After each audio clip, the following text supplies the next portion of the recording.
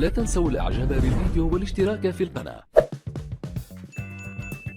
السلام عليكم. إليكم موعد وتوقيت مباراة الملعب المالي ضد نادي نهضة بركان في مرحلة المجموعات من كأس الكونفدرالية الأفريقية 2025 والقنوات الناقلة للمباراة. يحتل فريق نهضة بركان المركز الأول في المجموعة الثانية من بطولة كأس الكونفدرالية الأفريقية برصيد 9 نقاط، بينما يحتل الملعب المالي المركز الثاني برصيد 4 نقاط. ويستضيف فريق الملعب المالي نادي نهضة بركان في مرحلة المجموعات من كأس الكونفدرالية الأفريقية 2025 يوم الأحد 5 يناير 2025 في تمام الساعة 8 بتوقيت المغرب و10 بتوقيت السعودية إن شاء الله. ومن المرتقب نقل هذه المباراة على شبكة قنوات بين سبور الناقل الحصري لبطولة كأس الكونفدرالية الأفريقية.